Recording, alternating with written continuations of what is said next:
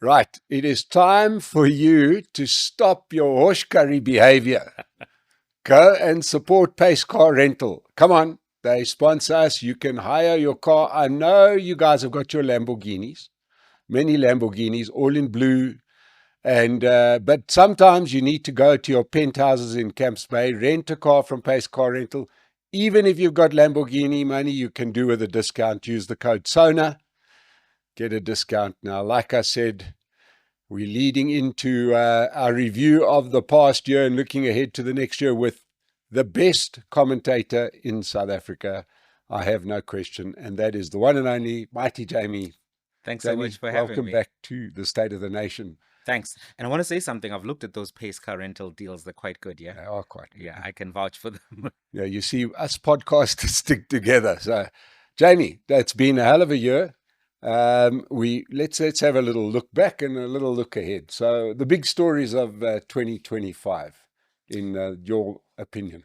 So I think the first one that really caught our attention was the one with the miners. Remember the miners who were trapped underground, the illegal miners, the Zamazamas. And round about that time, there was a discussion around the quality of the police intervention, the remarks that were made by Minister Kumbuzo Nchaveni. And then following that, there was some reporting about her, which kind of fell off.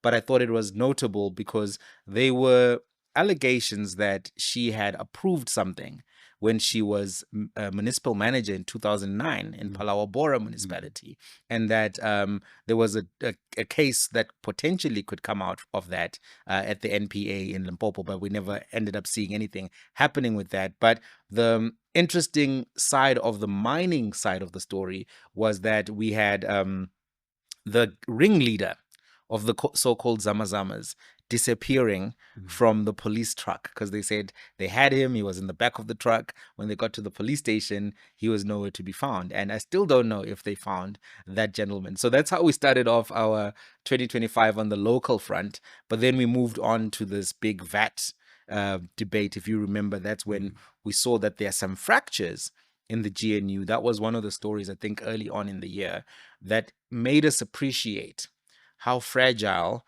the GNU actually is and how it does need consistent maintenance. It has to be taken in for tuning quite regularly, not every 50,000 kilometers or 5,000 kilometers, but quite regularly. And I think it was resolved. But it showed us, I think, that there were some fractures. But at the same time, we saw that the DA and the ANC were not seeing eye to eye on geopolitics because the DA sent people to America. One of those people ended up losing their job as a result of, the ANC's dissatisfaction with the developments that played out in America. That first quarter was actually quite interesting because Trump also came out from the gates very hostile to South Africa. He passed, an executive order, or he signed an executive order in January canceling or suspending USAID, and that really had an impact on PEPFAR funding. It had an impact on some of the health professionals who work with the support of the US government. So that already was an indicator. I think that was 20 Jan.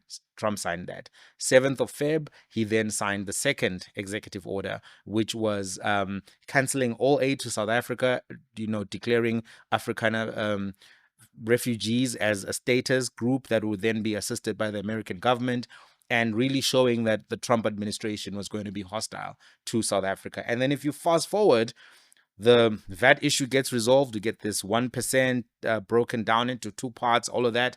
And then we have the trip to the White House, just to loop the America side before we go back into the local. And I think that trip to the White House also showed us that America is not going to be favorable to South Africa, and that a lot of work is going to have to be done to try to navigate the Trump administration. I'm not sure if all of that work has been done effectively, but I think Trump saying dim the lights, showing the Julius Malema chanting, and then, after that, we saw, I think it was in August, that the tariffs that were imposed on South Africa, 30%, I think the number is.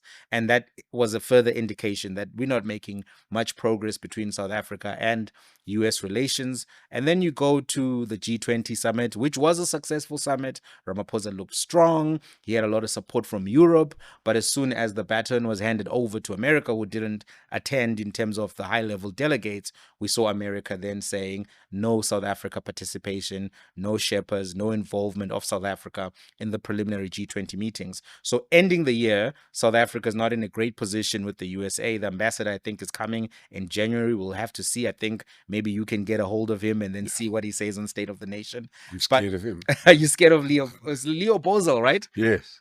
Hopefully you can have a constructive conversation. I think State of the Nation is a good platform for that conversation. But that was one of the big stories, the VAT, the GNU status. I think we saw also some, is it 2 DA members of the GNU have basically been shuffled up until this point, because we also saw Dion George being removed as a result of some of the fights that happened with the gaming community, and people were unhappy that he wasn't granting gaming licenses or something to that effect. Then you go to the other stories besides these stories that we just mentioned. Other big stories before we even get to the Mkhwanazi side of things is we had the Minister of Education, Higher Education, not being able to explain what was happening with the SETAs, chewing bubblegum in Parliament, not responding to the committee. Took a bit of time for Ramaphosa to remove her, but then we saw that kind of a reshuffle happen there when she was then asked to leave. And the new minister has also been struggling to respond to some questions around the SETAs, but he was a little bit lucky because the Mkhwanazi allegations then took over in terms of the front stage or the main stage where South African attention was. But there were other stories as well which played out. I'm curious, what was big on your radar besides, I mean, we are probably going to talk about the GDP data and the low growth economy, but what was big for you? What was big for me, and especially with the stuff that you covered there, the big thing is that I read the VAT fight over the VAT fight, which happened at the opening of Parliament with the budget speech, as a very, very yes, it was a fractious moment in the GNU, but an important one. Yeah. Because you have to read the VAT crisis with the whole process that led up to that moment from the election. And the ANC had been behaving as if it had won the election. It had won every battle. It, maybe not. I was very, I have not been complimentary about the way that they dealt. It was a very easy situation to be duplicitous, and the ANC were unbelievably duplicitous in the way that they handled the GNU discussions. They said, yes, we'll give you 6 ministries, not telling their partners that they're about to enlarge the size of the cabinet. So, that kind of duplicitous behavior, which meant that they got overrepresented in Parliament, in the cabinet, which happens to this day. They immediately passed the laws that they knew were problematic to, especially the main coalition partner or GNU partner in the DA. So they were really, I think the only way to put it, were taking the piss out of the DA completely. And then they found that they started to behave as if they had won the election, where really they hadn't won the election and they still needed support to pass the budget.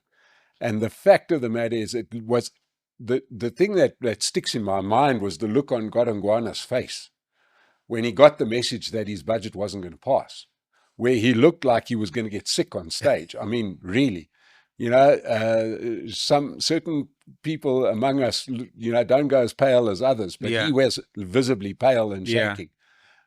And they then tried to flex the muscles, but realized that they had to become partners in the GNU, whether they liked it or not, to use our president's famous statement. And it was a turning point for the GNU. Up until that point, I thought the GNU was over. In actual fact, I saw it as a positive for the GNU.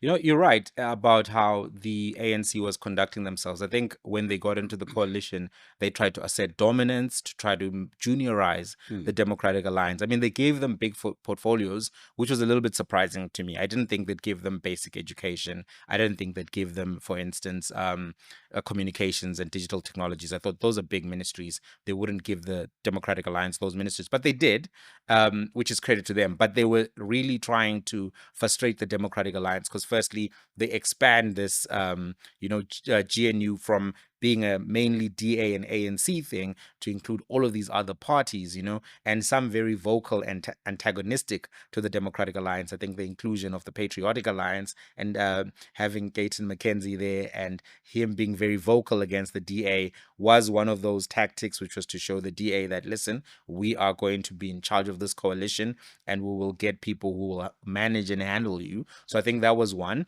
There was that what do they call the initial agreement again? I've just, the name has slipped it. Oh, the thing that they signed. Yes, Yeah. so that seemed to also be a bone of contention, because the Democratic Alliance's understanding was that if there's a difference of opinion, they need to have the DA's number of votes in order for that difference of opinion to be resolved. And the ANC's understanding was, no, actually it's 60% of all of the members of the GNU, not 60% of the represented, or not 60% of the electorate vote share.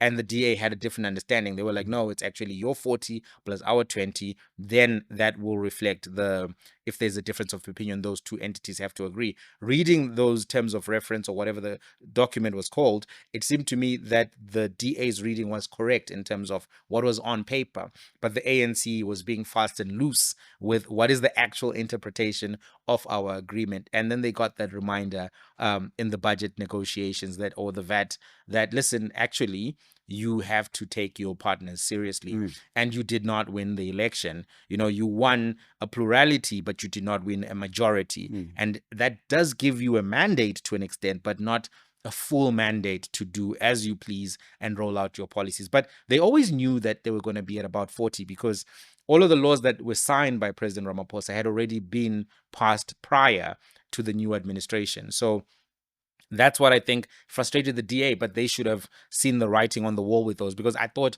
yes, you are kicking and screaming, but the ANC passed these laws in the previous administration. They were sitting on the president's desk, and you thought he wouldn't sign them, but they had already gone through everything. So the signature is the last point of a law being enacted, and they had already been passed in the previous administration. I think the ANC rushed to pass those laws. I think if you look at the trajectory of laws being passed in that last year before the elections, that's the fastest that the ANC has ever passed legislation. And they did so because they knew they're going into a coalition era. They did want to have the Basic Education Law Amendment Act, Bella Bill, which is now an act, and they did want to have the Land Appropriation Act all passed before their administration came in. I don't read it that necessarily in that way. I don't think that was the motivation for them to get all of those laws passed. What do you think it was? I think that that was their last gasp effort to try and maintain a majority. Oh, you mean passing them to show the public that, listen, we're serious? We are still the revolutionaries. So in other words, don't vote for the EFF, don't vote for MK, vote for us. We are still the party of black liberation. We are going to pass these laws because we are still the liberation movement. You know, that should get us 50% plus one. Yeah, it could be both, right? It could be both, because you're right, because NHI was also passed, right? So there was a definite symbolic gesture in passing all of those acts at the time that they were passed, right? Because it's pre-elections and they were feeling the pressure. They were looking at the polling. They had internal polling, and they have good internal polling, right? They use some of the best institutions in the world to tell them how things are looking for them on the ground. So they knew the writing was on the wall, even though they were speaking and projecting confidence, which is what you have to do at any stage of the game. But it's possible that one motivation was, this will make us look good to the electorate. And another motivation would have been, but if they don't buy it, at least we will have passed these laws, which won't pass if we're under a GNU. I don't believe that they wanted to pass them and sort of saw this as their last thing. Yeah. They've been in government for 30 years. They know how bad this legislation is for South Africa. It is very, very bad legislation. Expropriation without compensation is an economy killer. It is just like the worst law that you could possibly consider passing, and the ANC knows better than anybody else because they've been running the place for 30 years. So they knew when they passed this law that this was not in the interests of the country, but it might be in the interests of their electoral self. They know that they cannot pull off NHI. They can't run provincial hospitals as they are. To run the whole show would be a catastrophe. None of those ANC members go to public hospitals. They know what a shit show that is. To give them the whole lot So what I'm saying here is I don't think for a minute that they had the interests of South Africans at heart, because they have never behaved that way. You know Yeah. what I mean? I'm saying they were very well placed to know whether these things would work or not. And they knew it wasn't going to work, in my reading of the situation. So I have mixed views on the different laws that they passed. So, for instance, the Basic Laws Amendment Act, I actually like parts of it, but not the whole thing. And I'll tell you why. There was a school, I think it's MLO, I think it's MLO High School, which is Afrikaans only school, and it's a government school. It had a capacity for, I think, 1,000 students. Was serving at the time, 2008, 2009, was serving, I think, about 600 students. Then the government reached out and said, hey, the other schools in the area are overwhelmed. So can we not move to a dual medium and actually have some kids come to this school, because the other government schools are overwhelmed? We need to provide quality education, and these are the dynamics. Then the school said, no, what we can give you is this disused laundry for some of the kids to come and learn here. I think that created a lot of frustration from the government to say, listen, we are the Department of Basic Education. We should be able to make these type of policy decisions. We do have overcrowded schools, 1,200 kids in one school. Some classes were up to 45 kids in a class. So I think them proposing the dual language policy for Ermelo High School was not a bad idea. And the fact that the school pushed back and the SGB pushed back is what precipitated, because it went to court and they won some parts of the case, and the judge commented about his discomfort with other parts of the case, but because the director had not actually separated different decisions, because what he had then done, I think, in an attempt to get the school to approve the dual language, he had change the SGB or change some institution, and then allowed the kids and the school to become dual medium. And because one decision was made in furtherance of another decision, it then bumped into legal problems, if I'm not misremembering the case. But don't hold me on that. You can go read it. There's a constitutional court judgment on it. But there was then ambiguity as to who has the final power to determine the language policy of a school after that constitutional court judgment. So the Basic Education Laws Amendment Act sought to provide some clarity as to what happens in a situation like that. And I was comfortable when I looked back into all of the story, and I was like, well, we do want to reverse Bantu Education Act. We do want to have, equal education, as one organization is called. And if there are situations where government schools, can actually reduce the strain and be inclusive, because historically that suburb may have been an Afrikaans only suburb, and it would have made sense to have an Afrikaans only school. But if the demographics of that suburb have changed, then those children in that area do need access to that particular school, because not everyone is going to speak Afrikaans. Not everyone is going to have been raised in an Afrikaans home or in an Afrikaans background. So I thought that makes sense. Of course, it doesn't still solve the problems of education in the townships, but in those areas where those communities have diversified, we can't say, okay, just because this doesn't solve township poor quality education, we shouldn't have inclusive schools in the areas where the demographics of a neighborhood have shifted. So I like that law in that respect. I didn't like it because I thought it was diluting the power of teachers to discipline children, because it overextended the definition of corporal punishment and made it more subjective to what the student thinks is corporal punishment. So if you make them sit at the back of the class and they say that they felt that was harassment or whatever, then now the teacher will go through some kind of a disciplinary process for that. So I thought, okay, but what tools does the teacher now have to actually maintain discipline in a classroom? Because if you have a large classroom, discipline is important. And if the teacher has no more tools, then we're going to get worse discipline outcomes, more distracted children, and worse results. So I thought, okay, I like these elements of the law. I don't like this particular element, but maybe that requires an amendment or a revision. So I like that one. The NHI, I was not happy or Sorry, just to go back to Bella, because there was one big part about it was the fact that it laid out quite clearly that you couldn't deny schooling to any child. Yes. Which, to use your phrase, in and of itself, Yeah, sounds like a great idea. But in a country with some of the problems that we have with people coming from other countries, meant that South African citizens' children were struggling to get into schools because there were many foreign children in the country. Now, this is a problem all over the world. and we do understand that we've got an aversion to building anything in South Africa, but it created more problems at the lower end of the market than at the higher end of the market. That's true. So Bella has proved to be particularly unpopular in township areas. That's true. And you know what? That criticism is a valid criticism, right? Because you do have these challenges with immigration. You do have these challenges with an influx as the neighboring countries are going through different states of failed state, Mozambique, Zimbabwe being the two in particular. So that is a valid thing. And it's a challenge because my starting point whenever I'm looking at issues that pertain to children is you never punish the children. You shouldn't punish the children. However, you're creating almost an incentive for the parents to Yeah, and to maybe come that's true. But across our porous borders. maybe that's true, but I don't think that those parents were not going to come across whether there was Bella or there was not Bella. You know what I mean? Because the incentives for coming through are not the existence of Bella, but the oppression and the economic failure that is happening in Zimbabwe and Mozambique to an extent. So I think the push factors for migration were not going to be affected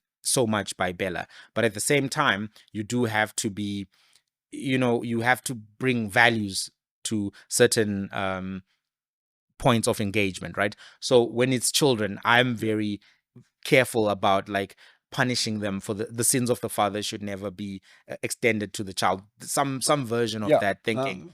And it does create challenges. And this is why when we're talking about immigration related challenges, I often find that the ANC has not done enough to actually address the elephant in the room, which is that they have supported ZANU PF and Frelimo to the detriment of the people in those countries, Zimbabwe and Mozambique, as well as to the people in South Africa. Because if you support oppressive regimes and they are kleptocratic and they are corrupt and they're stealing from the coffers of the country, what that does, in addition to having human rights abuses and rigged elections, it pushes people who live in those countries into whatever is a safe space for them, and that would be South Africa. So if you are the South African government helping and aiding and abetting in any shape or form Frelimo or ZANU PF, or even if you now look at Chama Chadema in Tanzania, if you can't support oppressive regimes without expecting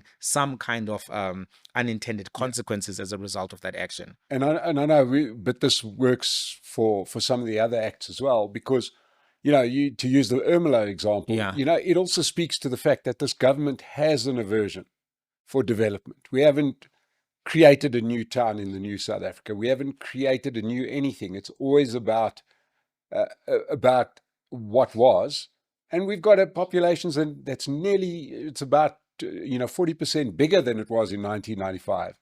I don't think we've added more than 100 or so schools. That's a fair critique. So what I'm saying is that they keep on hiding behind law changes, using the Ermelo example, whether it's justified or not, to hide the fact that they do not develop teachers, schools. They do not maintain standards. We know that SAFTU, the Democratic Teachers Union, won't allow teachers to be inspected and quality standards to be upheld. And now you're going to change the law, which I know we're going to sort of goes into the NHI. It's hard not to be frustrated to say, before we throw this particular bathwater out and perhaps the baby, there's another problem here, and that is that we are spending a fortune on blue lights and cavalcades and G20s. How about we build some more schools and create quality education? I'm compelled by part of that argument because change management is the hardest thing. And you need to make sure that when you are making any changes, you do need to make sure that you can execute on whatever the small change is. Because if you have inertia, incompetence, if you cannot maintain and sustain things, changing things when you're failing to maintain the other things is definitely not a good recipe for seeing the outcomes that you wrote down on paper. Because and here you have almost a cognitive dissonance between what the policymakers say when they are on podium around any idea. We want to do XYZ for these XYZ reasons. And at one level, we have to engage those reasons and say, are these reasons good or bad? But on the other side, when we now talk about operations management, process management, and general management, Peter Drucker type of thinking, we will find that they're not going to do well in the assessments of, but in terms of running the institutions to actually get the what do they call them? The OKRs, right? Objectives and key results. They're not doing so well in closing that loop. So it's two different conversations, but we need to be aware that there are these discrepancies. And I think the NHI is a good example, right? Because I was never a big fan of the NHI because of the implementation challenges that existed within the public healthcare situation as it is right now. If you go to public hospitals, you will often find that there is very bad management of a variety of things there. The doctors are doing their best. They're good people who are working in a tough system, the nurses as well.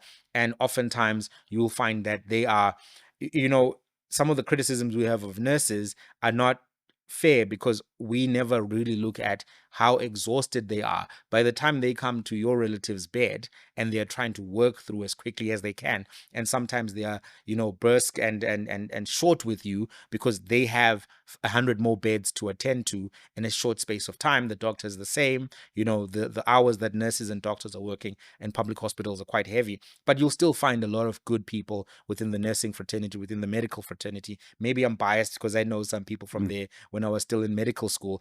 But when you then look at the management of the institutions, that is when you begin to see the major failings. So the NHI is in principle a good idea. We already know the NHS in the UK is struggling quite significantly, and it is a better run system. The waiting times for procedures are actually extending. I think some of them now is 6 years to a year for serious processes, and they are trying their best to be competitive in salaries to doctors, although junior doctors feel that they are not as competitive as they could be compared to Canada, maybe, and Germany. So when you then look at the South African situation, where we have a fraction of the number of doctors that they have in the UK, we have the challenges that predate the next thing that I'm going to say. So if you then look at all of the corruption that has been revealed around Hangwani Maumela, Vusi Kat Matlala, the extent of the corruption in the public healthcare system, and having these people who can game the system in various ways. So what we then got to understand, one, from the reporting around the killing of Babita Deokaran, Jeff Wicks wrote this book, Shadow State. He did an excellent job there outlining why Babita was killed and outlining the nature of corruption in Tembisa Hospital and the Gauteng Department of Health. But further to that, we then get this testimony that is given to the ad hoc committee by Vusi Katmatlala around how he was getting requests for quotations. And he tried to make it seem very benign, to say, listen, I'm on the system. They sent out requests for quotations, and I provided these services to Tembisa Hospital. But if you were to then look at how many people are on the system, and then what is the statistical probability that you would be the freaking winner to the point where you and Hangwani Maumela end up being the people who win tenders to such an amount that now the SIU can say that you looted 2 billion from this hospital as a duo, and with people in that network. That then makes me think, okay, I had these issues already with the public healthcare system, having seen how there are challenges of delivery and challenges of management of the institutions.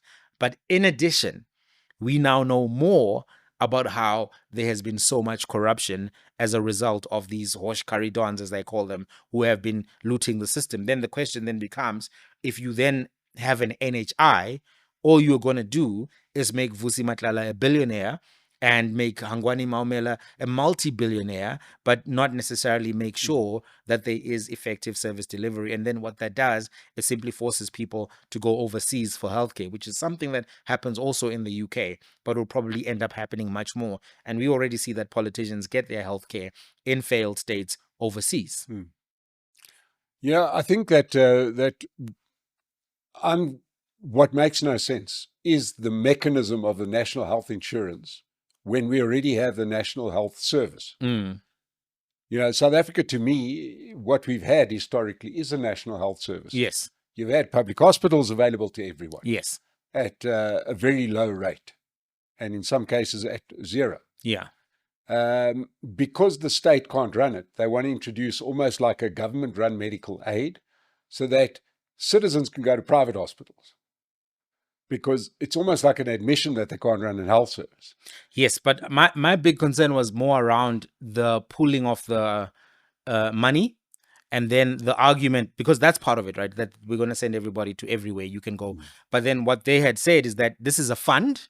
And one of the provisions, I think, was then saying that there will not be any private medical aid funds. So then the question then becomes, what happens to the current money that is sitting in the private medical aid funds? And if all that money gets pulled together, your argument is economies of scale. We will be able to buy drugs cheaper, we'll be able to XYZ. But then the question then becomes, if you pull the money and the likes of Hangwani Maumela, the likes of Vusi Matlala know there's a large pile of money here.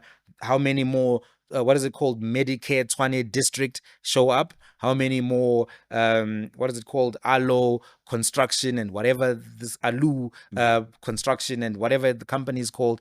We will then see a proliferation of these type of entities. In addition to what you're saying, it is a concession that there is a failure to improve things, and then there's this almost like, oh well, the private sector is doing it well. Let's just see if we can Take over what they've got. get you in there. And but the other challenge is, if doctors think that the system is not going to be stable, that they're not going to get paid on time, or that they're going to get paid at lower rates from what they're getting paid in the current medical private system, they will leave. Yeah. And there is a global competition for care practitioners, just in general, whether it's nurses, It's the ultimate doctors, transferable skill. ultimate transferable skill. If you look at Canada, you look at Australia, you look at Germany, you look at the UK, they are all trying to and their populations are aging. We must keep that in mind. And they need more care practitioners, healthcare practitioners across the board. So if people then begin to think that I don't have a secure future in South Africa within the medical fraternity, what that does is that creates that unintended consequence of a bigger exodus than the current one, because we do know there's a massive brain drain already. I look at some of the people I used to go to medical school with. I think maybe 30% of them are posting on Instagram from overseas locations. And then if you then extend that, how many more will then be international? Yeah. It just seems to me like the craziest bit of legislation mixed with the realpolitik of the day. Yeah. And a crazy hill to die on for the state. But yet the ANC saw fit to pass, and they got Matshweledi, and this poor guy is going to die on this hill. I mean, really, he really thinks that this is going to work. Well, he's an ideological man, and I think he does believe that it's a necessary act. But that one, I'm totally I'm critical of, and I'm not a fan of. And you know, having lost relatives in public hospitals, you really can have a sour view on something that really maybe will worsen the whole public healthcare system, because there's a cross subsidization as well of the public healthcare system by doctors who work in both private and public. So if doctors start leaving the country, that makes everything worse. So anytime, and by citizens that pay tax, yes, and still pay for their medical aid. True. That's also true. Now, the one where I have a different view to you is with the Land Expropriation Act. I appreciate that the way it was done in Zimbabwe has created a lot of paranoia around expropriation as a principle in general within the African context. But the Zimbabwe model was not a law-based system. First, there were invasions, and then there was nothing that was done in a formal and procedural way by Mugabe. In fact, what they had then done is try to remedy all the deficiencies after the fact. I mean, they lost a referendum at some point. Mugabe was running around trying to force courts to see his way of doing things. But this particular Expropriation Act, I think, is quite a thoughtful act and covers a lot of ground. And I think Section 12 is the one that deals with expropriation. And there are some outlined conditions, although they're not exhaustive. They say for these, but not necessarily just these, in terms of the conditions where they'd expropriate. But the reason why, so one, I think it's clear legislation in a constitutional country where the courts have been very strong, which is why I think it's different from Zimbabwe. But the reason I'm also a little bit in favor of it, I'll make the argument here. I'll use Japan as the case study. So one of the reasons why Japan has relatively affordable housing is because I think who came in after the World War II or whatever, and they expropriated all of the land. So all of the land was now sitting in the control of the government, and then they would then sell that land to individual buyers and stuff. And it has prevented property prices in Japan from being extraordinarily high. Now, coming to look at the South African situation, one of the challenges that we have is that in the cities, the cost of living has gone extremely high. We don't have any forms of rent controls, and we don't have any forms of providing affordable housing as things stand. Part of that could be solved without the legislation. But sometimes when you do have capacity to expropriate, if you have the hijacked buildings, for example, those could be expropriated, turned into affordable housing. The question about the efficiency of the actor comes into play.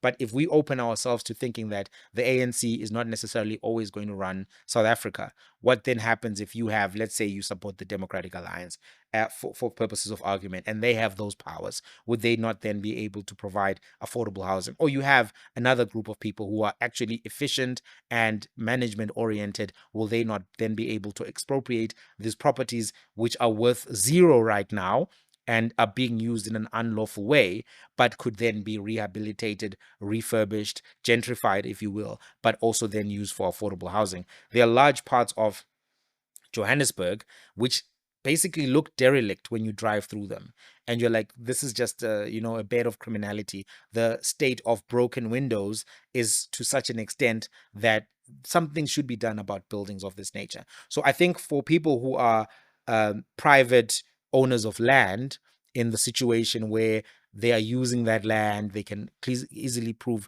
their title deeds. I don't actually think if the law was applied by the South African courts as written, people would lose their land. I think that the people who are most vulnerable to loss of land would be the owners of the hijacked buildings, the people who just went back to the UK, never actually resolved any of the title deeds or any of the issues of the estate. And there are some properties like that where four people just went to the UK and said, I'm done with Africa. It's too much of a mess. I'm not going to deal with the deeds office. I'm not going to try to do anything. And that property has now been laying fallow. I think you recently saw a Bryanston property, which had been hijacked, and then this guy had put shacks in this prime property. And I think they did manage to deal with him. But there's a few instances of that are playing out. And the Expropriation Act can help with that. So at a principle level, sometimes expropriation can be used to reduce cost of housing, and I think that may be something that needs to be looked at. At another level, I do think that there are properties in major cities such as Pretoria, such as Johannesburg, which may need expropriation. So that's why I have mixed feelings about the act. The actor, I think, already is questionable, right? Because some of the reasons why people don't like any policy is because it was proposed by the ANC, and we know the challenges that they're facing with management. But on a principle level, those are NHI. I think we are in agreement. Right. Expropriation Act, I think we see it a little bit different. Let me explain to you my thinking there. There's not a country in the world that doesn't have an expropriation sort of clause in their Land Act. You may need to build a river, a dam, a highway or something. You have to have the ability for the state to get land that needs to be repurposed as long as it goes through certain procedures. Got it. We have had it on our books. We famously still used the law that was applicable from 1975 in South Africa, right? It wasn't done for nefarious reasons as such. It was done because the state will always need that ability in the interests of the state. This is a particularly dangerous act because of who gets to make the decision. So here it's a case of which happens first. In the old law, and in the law that is applicable in most democracies in the world, is if you need that land, you go to court first. Now they can take the land first, and then you can go and fight it in court, right? Which means that you have the power of the state versus the power of the individual. Now, Mamela may be able to fight it in court because he's got a lot of our money. But you and I might struggle to fight it in court. Now, the problem that I have is that, much like the other legislation, we're going to look to other countries that do things differently. You look at Japan, you look at some of the European countries where land ownership in many cases is held by the state, and you rent the land from the state. There's one massive difference, and that is you've built up an enormous amount of trust between the state and the citizens. That doesn't exist in South Africa, and we've got to be alive to the fact, that trust is earned, and our government has, in fact, spent 30 years betraying the trust of its citizens. So that has to come into, it has to be remembered. And I think that is a factor. I think right. Now, you mentioned what would this happen? Let's say the DA was and they're the paragons of great delivery. Right? They get the law. Okay, benign. It sits there and nobody uses it. But what happens if Mkhonto Wesizwe gets into power? That too can happen, where they've said they're going to take away properties, where EFF have said they're going to take away properties. Now they've got the mechanism to do it. Now, the real problem that I have with that is to what degree, and it goes back to the same issue, and you're going to see Mr. Mamdani or Mayor Mamdani soon in New York City having the same problem. I lived through an era of rent control. Oddly enough, there used to be rent control in South Africa. You know what happens with rent control and these things where you're not able to own your land is you stop developing and you stop maintaining because the price is too low, right? Therefore, I'm not going to go put up that new block of apartments because I'm not going to get the return that I wanted because it's rent control. I'm not going to maintain it because the market can't float. So there are two sides to the story that have been gamed everywhere. Now we get to that thorny issue as a country that desperately needs development. Like I said, when I had her here, the spokesperson of the ANC, Mahlengi Bengu-Mutsiri, I said to her, what happens if a foreign investor phones? And he says, I want to build a big factory, but I need a guarantee that nobody's going to take this away from me. And then I might have to fight in court to get my own. And what is property? Because they haven't defined property, as a building. It's property. It could be your channel. Could be So that is I think that's right. The definition of property. I think is fair. Look, and her reply was, if you don't like it, go to India. Right? So I don't think that's the best answer. But also to be charitable to the act and to the system. So I take the point about rent controls and some of the arguments around there.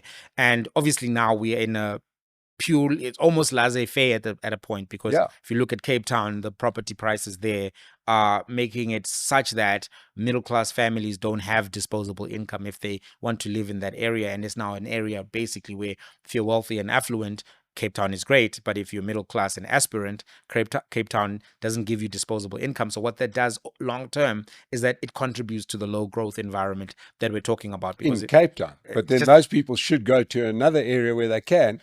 So they should come to Joburg, for example. But and I heard Ben Shapiro make a similar argument, not saying that's the one you're making. And I would actually advise some people to maybe consider Johannesburg and other places. But other people, have historic attachments to a place, right? Like this is literally their home, their family, their friends, their associates. And I do think there's part of freedom is being able to actually pursue things that you value. And if you think this area is my home and I have attachments to it, I'm hesitant to just say, no, it's fine. Everyone should just be moving around and pinged around as per the dictates of the market. I do think that there are other things we have to consider to say, hey, do we value communities? Do we value this type of, self-selection when someone says, hey, I'm from this area. I would love to live here. I love this particular part of the world. And I identify with being a Cape Townian, let's say, for example. So I think there are issues in Cape Town around affordable housing, which need to be dealt with. And I take the point around the rent controls. I'm just saying that right now they have nothing. Can I back in here? Just ask you then, are we then not fighting against progress? Because let's take, we are sitting in Johannesburg, a poorly run city by any measure. I have been in Johannesburg when it's been better run. I've been in Johannesburg where it's been the world-class African city, right? And demand goes up. So here we sit in Johannesburg. Property is a giveaway price. In some cases, you can't sell your properties anymore because the city is so poorly run, because business has fled. So if we then disincentivize a city being run well and attracting talent, right? We are not going to win that race to the bottom. So in other words, we're going to make Johannesburg really affordable. Thanks. We're going to put Dada Marero in charge. He's going to do nothing. We're going to have potholes, no street lights. And Johannesburg is going to be one big squatter camp. So look, I understand your point. So what I think the role of the state sometimes is to be the cost cutter. So I think because the state can come and provide something at zero to near zero profit. Let's say almost like if you think about how the Chinese have actually changed the price of premium vehicles globally by coming in with the same quality of product at multiples of a cheaper level. If you look at some of the cars that are coming out of China, high quality, premium end, competing with the German makes. But they do shoot corrupt politicians. But yeah, they do. But the point I'm making then is, if you have a situation where the state plays a genuine role in providing affordable housing. They say, listen, we think that we can refurbish these hijack buildings, provide young professionals this quality of housing. Many young professionals then go to that housing and or choose it as an option amongst the other options in the market. Then where there has been overpricing or pricing out, because a capitalist who sees that he can charge any price will charge any price. I remember, I think it's the Zohan. Remember the Zohan? Yeah. One of these movies where the guy comes in selling his camera to this scalper, and he says to him, how much is the camera? The guy says $100. Then he says, no, $100 is too little. Please, I'm desperate. Then when he says that to the salesman, the guy is like, well, then $50 because you just said desperate. Yeah. So you desperate. I don't need the money. Yeah. You need the money. And that it was in the context of a joke, but the calculus of a capitalist where there are no constraints is always going to be to milk the cow dry. Very few capitalists. No, I don't think so. Very few are in this era charitable. You milk a cow dry, you don't have a cow. But some of the capitalists now don't care, because we have fast fashion, we have fast food, and they're happy to milk the cow because their assumption is there's going to be another cow tomorrow. I don't have to nurture any individual cow, because my business model is every other day I get a new cow. So I milk you, next milk you. So point I'm making is, there is that argument that you just made, right? Which is this could be the worst case scenario if we have these kind of interventions. But my thinking is not necessarily around having rent controls per se, so that there's no maintenance or whatever. I'm looking at some assets which I think are depreciated assets, which could really be brought back into the market to create alternatives, because I think that the state should be not in the sense of, so for instance, if you look at private schools, if you had good government schools like they do in many other countries, I think is it Norway and a bunch of them, where they do have private schools, but many people don't opt to go to the private schools because the government school is good enough. So to be honest, I lived in that world in white South Africa.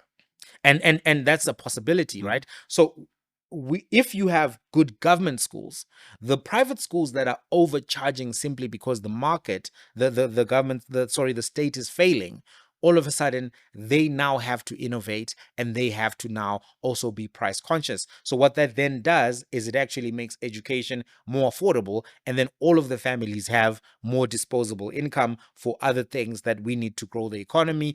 But if you have a situation where all of the government schools are not doing well, or let's say 60% of them, and a lot of them are quintile 1, 2, and 3, right? So if the quintile 1, 2, and 3 are not doing well, it puts a lot of pressure on 4 and 5, but also creates this environment where you have a lot of these private schools which are now charging, I think, 10,000 rands a month. And all that does is, if you look at the average income, I think the last data on the average income from Stats South Africa was 28,000 rands a month. And this mostly looks at people who are in full-time formal employment in the private sector and some of the government jobs, right? But if you then say, okay, all of the people in full-time employment, the average income there, the fully employed, is 28,000 a month. But if they're having to pay 10,000 rands a month for private school, you can already see why there's an affordability crisis, or a cost of living crisis, or however you want to frame it. But if we had a situation where the government was playing its role effectively, then that could correct some of the, I think, market failures that we're observing, or some of the discrepancies around pricing that we're observing. I think also we've got to talk about one other part, before we move on to some of the other stuff. And that is one part that I think in South Africa doesn't get enough airplay, and that is, we are quite understandably and obsessed with the poor performance of our government. Fine. Yeah. There's also, excuse me, some really poor performance by the citizens. Mm. You know, we talk about hijacked buildings. We talk about schools with standards slipping. Right now, we make it sound as if those, let's take a school, for example, those slipping standards, discipline, etc., failing infrastructure is purely the remit of government.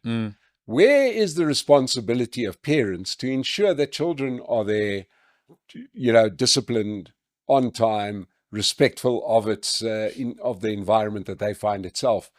Similarly, in lower cost housing, that those standards are maintained. You're not throwing rubbish out of the window. You're cleaning the street outside. You're not destroying the place you've got. We are quick to, and quite justifiably, to ping the government, especially the ANC, for bad governance. They set themselves up for it. But there's also a responsibility of the citizen. Yeah, it's a And fair we point. just do not talk about it in South Africa. It's a fair point, and you make this point once in a while, and I think it's a fair point to make, right? That is that you're not a victim per se, right? You do have personal agency, and you can, even as a community, make sure that you raise the standards of the quality of your education, etc. And sometimes I've reflected on this, right, in terms of the education context. I think it can be difficult for the parents who are working full time to be very aware of what's happening in the schooling environment, because they leave the township at about 5 a.m. They're back at 7 p.m. So they're not fully aware on a day-to-day where the pain points may be. Whereas in other areas, you may have a little bit more, the parents are picking up the kids on at the school. They're a little bit more aware of what's happening, and you have more reporting to the parents from the teachers. You have more parent-teacher meetings, more apps that have been put in place to make sure that the parents are aware. But that Do you not think that gives bad parenting a bit of a pass? No. I've just thought like the looking at the game theory, or the reasons why maybe you have that, because just thinking about a mother who's coming at 7, she may be exhausted from that job at Discam or wherever, and is not fully capable to really now check the homework and then check all of the dynamics and still make sure that these kids are ready to be picked up by the school transport, the learner transport that they use early. So there are some systemic challenges, but I think overall it's a fair point to make, and people do need to be thinking around, how do I make the school in my community better? Sometimes the challenges that exist are that there's also, after you've been in a low performance environment for a while, the psychology, I think, is also that there becomes low expectation. And if you consider Bafana as an example, in the 90s, lots of high expectations, right? We had Lucas Radebe, a lot of players playing internationally. The expectation from the Bafana audience was, you guys have to excel, you have to win everything, we are capable of being the best among the best. But then there was that period where Bafana as a team was no longer performing well, and then the audiences started tuning out. They stopped believing in the team. You get Hugo Bruce, he comes in, he resuscitates some of the stuff. You also have, a lot of the Sundowns players buttressing the team, because Patrice has spent a lot of money on that particular team. Then you get a good Orlando Pirates, they get a revitalization. You basically now get this national team that is Orlando Pirates, Sundowns. But what then happens is that, because the team is now playing so well, or that the mentality or the expectation, the lid has been raised again, now everyone is expecting the team to win AFCON, to do well at the World Cup. And it becomes, I think, almost, I don't know, it's to an extent, it's a function of the leadership as well, right? To say, part of the reason why there's no expectation is in part because the local councils and all of those entities which can set the tone are not necessarily doing so. Of course, there is that individual expectation, but I think it's a combination, right? Even if you think about General Mkhwanazi, for a long time, and crime has been one of our worst performing areas. But if you looked at the public reaction to crime, for a long time, there wasn't as much of an interest in the policies, the intricacies of the details of the top levels of policing, because people had tuned out, because they thought, we can't really change that.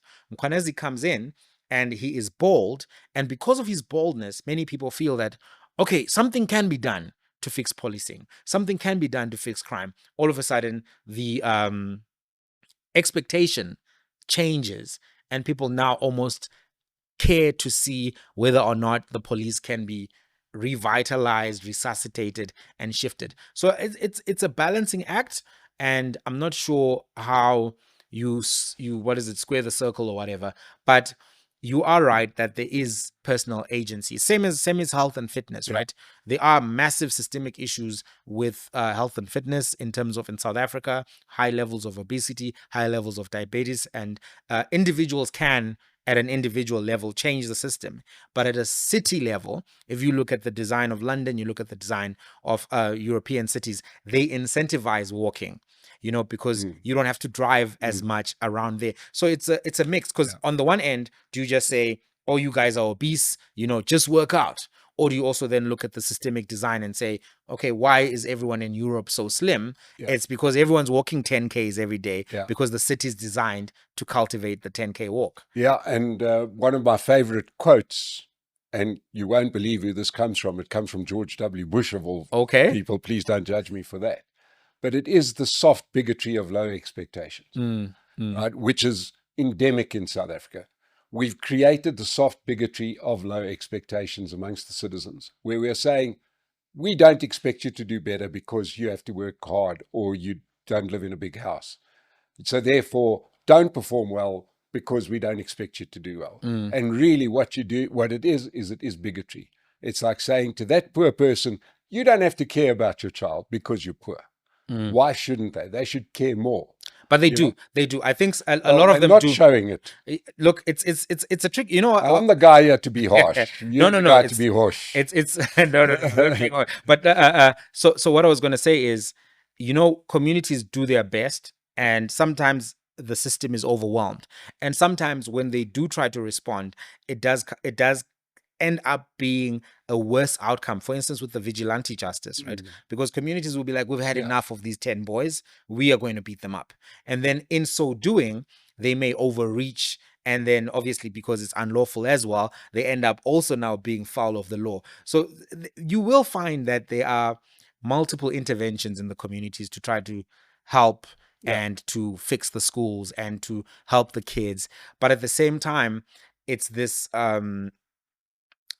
when you are trying, but you're also overwhelmed by the numbers, right? It's you're trying to boil the ocean, is what sometimes it feels like. If you were to go into any township and ask how many university students are doing tutoring on the weekend, for example, for free, a lot of them at their old schools, you'll find that there are those interventions. But at the same time, they are trying to boil the ocean, because you may be with the parents trying to solve a lot of issues which were as a result of negligent teaching or inefficient teaching. So these systemic analysis, I think we do need to be aware that it's a multiplicity of things, because there are some people who have low expectations and do need to be challenged on that, to say, hey, even if you are in the situation, you can change your personal outcomes, and this is not your destiny, even if this is where you started, right? Whether it's sports or academia. I have a friend who works at one of the big mining